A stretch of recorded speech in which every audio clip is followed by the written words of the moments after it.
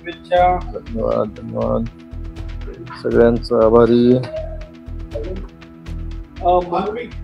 मंत्रिमंडळ विस्तारावरून कुरबुरी सुरू आहे. अशी माहिती आहे की शिंदेना डावलून अजितदादा ही पुढे करतायत म्हणून नाराजी आहे. नंबर 2 साठी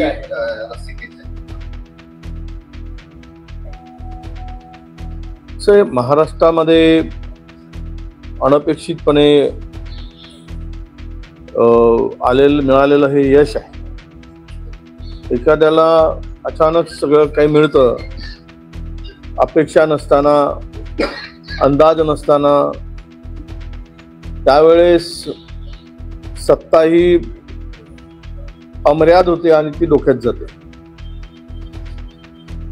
असाच काही प्रकार आता मला होताना दिसतोय. जनतेचा आशीर्वादाने सरकार आलं का नाही हा प्रश्न महाराष्ट्रातील जनता विचारते. हे सरकारच मुळात ईव्हीएमच्या आशीर्वादानं आल्याचा आरोप हा महाराष्ट्रातील सर्वसामान्य माणसाच्या मुखातून बाहेर पडताना आम्हाला दिसतोय. म्हणूनच हे मी म्हणालो की अनपेक्षित मिळालेला हा जो काही जनाधार आहे तो सत्तेमध्ये बसणाऱ्या तिघांनाही पचायला जरा उशीर होईल, वेळ लागेल आणि पचवून घेण्यासाठी सुद्धा हिश्श्यावरून भांडणं सुरू आहे आणि सगळा महाराष्ट्र या सगळ्याकडे बघतोय. कोण नंबर 2 कोण नंबर 3 हे एकदा मुख्यमंत्र्यांनी ठरवून टाकावं. कारण आम्ही ज्यावेळेस उपमुख्यमंत्री म्हणतो त्यावेळेस दोघे उभे होतात. त्यामुळं नागपूरवाला आपला ठाणेवाला पुणेवाला नंबर 3 एक मला वाटतं की उपमुख्यमंत्र्यांच्या छातीला एक बॅच लावणं आवश्यक आहे की हे नंबर 2 उपमुख्यमंत्री. तर आम्ही म्हणू मग नंबर 2च्या उपमुख्यमंत्र्यांना आम्हाला प्रश्न विचारायचा आहे. मग आम्ही म्हणू की नंबर 3 म्हटल्याबरोबर नंबर 3चे कोण, तर त्यांना आम्हाला प्रश्न विचारायचा आहे. हा सगळा जो काही सावळा गोंधळ आहे. आता खरं म्हणजे महाराष्ट्रामध्ये अनेक प्रश्न आहे. मंत्रिमंडळ गठन करून झपाट्यानं काम करण्याची अपेक्षा सरकारकडून आहे, एवढं बहुमत मिळालेलं आहे. परंतु अजूनही सरकारची मानसिकता आलेलं यश पचनी पडत नाही असंच दिसतंय आणि त्यातून हे काही जे वाद उभे झाल्याचे लक्षात येत आहे. ईव्हीएम ची रॅली आहे ईव्हीएम विरोधात पूर्वसंध्येला, कसं बघता तुम्ही विरोधकांकडे? अधिवेशनाच्या पूर्वसंध्येलाच होणार. असं आहे की लोकांचा विश्वासच मुळात आता ईव्हीएम वर राहिलेला आहे. मी काल पण म्हणालो की जगातील सर्व देशांनी ईव्हीएम नाकारला आहे आणि भारतच काय लागून गेला. एवढं तंत्रज्ञान इतकं ऍडव्हान्स झालं आहे, टेक्नॉलॉजी इतकी पुढे गेली आहे. टेक्नॉलॉजीमध्ये आपल्यापेक्षा 100 वर्षांनी 50 वर्षांनी पुढे असलेले देश हे बॅलेट पेपरने निवडणुका घेतात. कारण निवडणुका हा विश्वास आहे. मतदानाचा अधिकार हा सर्वोच्च अधिकार आहे. मतदान देणं हे केवळ एखाद्याला निवडून आणण्यापुरतं नाही, तर या देशाचा आणि स्वतःच्या भविष्याची चिंता ज्या व्यक्तीला असते तो मतदान करतो. देश आणि व्यक्ती. आणि अशा वेळेस तिथे जर गडबड होत असेल, देश कोणाच्या हातात द्यावा.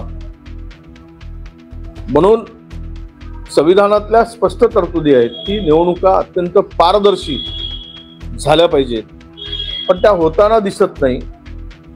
निवडणूक आयोगांची अलीकडे बदललेली जी भूमिका आहे, सर्वोच्च न्यायालयांचे काही प्रकरणामध्ये जे काही आदेश आले, जे काही म्हणणं आलं,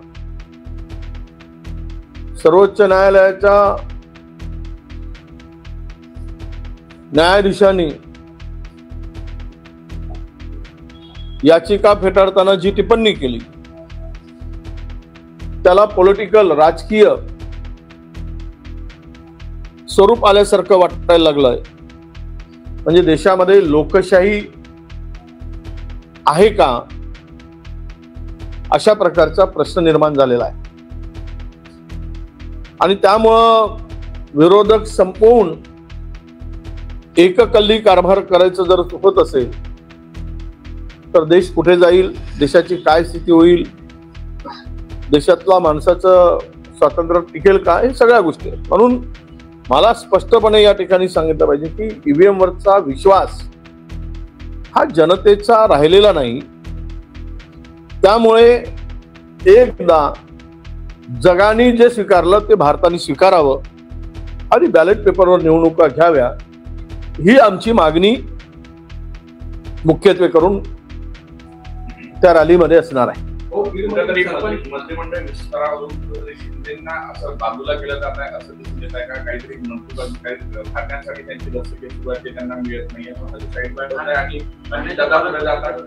नाही, आता मला यावर अधिक भाष्य करता येणार नाही, मी अधिक बोलणं उचित होणार नाही. जे जे होते ते पहा. अशीच स्थिती अजितदादा असू देत की एकनाथजी असू देत, जे जे मिळेल ते घ्या, जे जे देतील ते घ्या, नाहीतर तुम्ही घरी आराम करा. एवढंच आता यांच्यामध्ये राहिले आहे. बार्गेनिंग अजिबात राहिलेली नाही, बार्गेनिंग करू शकत नाही. ती स्थिती आत्ताच्या भाजप सरकारने आणलेली आहे. ईव्हीएमच्या भरोशावर त्यांनी बरोबर समीकरण जुळवून ठेवलेलं आहे. त्यामुळे यांना कुठलाही दुसरा पर्याय नाही, बाहेर पडू शकत नाही. यांची स्थिती धरलं तर चावतो, सोडलं तर पडते, अशी परिस्थिती आहे. पडताही येईना आणि धरताही येईना, या स्थितीमध्ये या दोन पक्षाची स्थिती आहे. हिवाळी अधिवेशनातले मुद्दे जे आहेत ते उपस्थित केले जाणार नाही. आता हा प्रश्न तर उपस्थित करता येत नाही, कारण त्याला ती मुदत लागते. लक्षवेधीचा एक संधी आहे. बाकी बिलावरच चर्चा आहे. काही प्रस्ताव येतील. आम्ही महाविकास आघाडी मिळून जो प्रस्ताव, विरोधकांचा प्रस्ताव असतो, तो प्रस्ताव आम्ही एकत्ररित्या देऊ. महाराष्ट्रातील काही ज्वलंत प्रश्न उपस्थित करण्यासाठी, चर्चा घडवून आणण्यासाठी.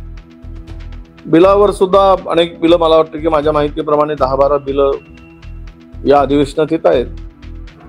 तर आवश्यक असलेल्या बिलावरच चर्चा अधिकार व्हावी, विस्तृत व्हावी अशी आमची मागणी असणार आहे. घाईघाईने बिलं मंजूर करू नयेत, बिना चर्चेने बिलं मंजूर करू नयेत, यासाठी आमचा आग्रह असेल. आणि लक्षवेधीच्या माध्यमातून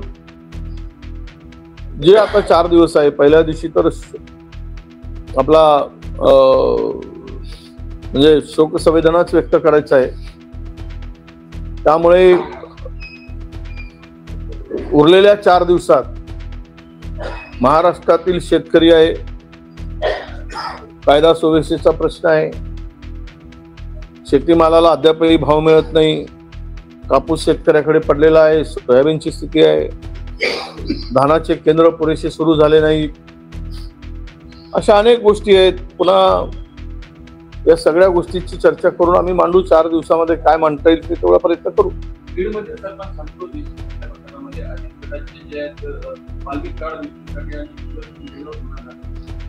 नाही, आता सरपंचाला एका गावच्या प्रमुखाला उचलून घेऊन जातात, त्याचा खून करतात. राज्यात कायदा आणि सुव्यवस्थेचा धाक उरला काय, हा खरा प्रश्न येतो. आज सरपंचाची झाली, उद्या आमदाराची हत्या होईल, परवा मंत्र्याची हत्या होईल, उचलून घेऊन जातील आणि हत्या करतील.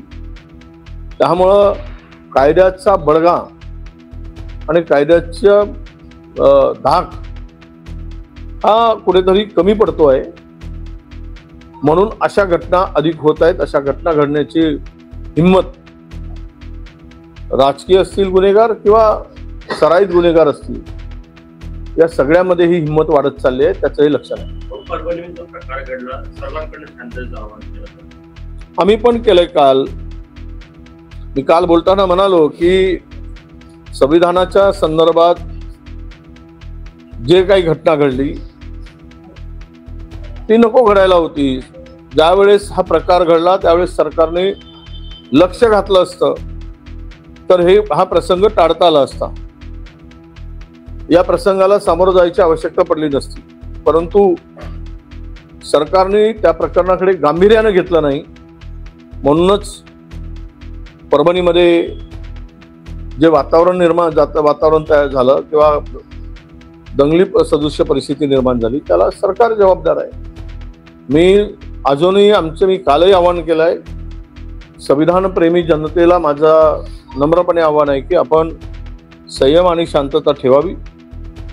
या प्रकरणात सरकारने त्वरित जे दोषी सापडतील त्यामध्ये पुढेही, आताही नाही आणि पुढेही जो कोणी संविधानाचा अपमान करेल तो देशाचा अपमान करतोय अशा लोकांवर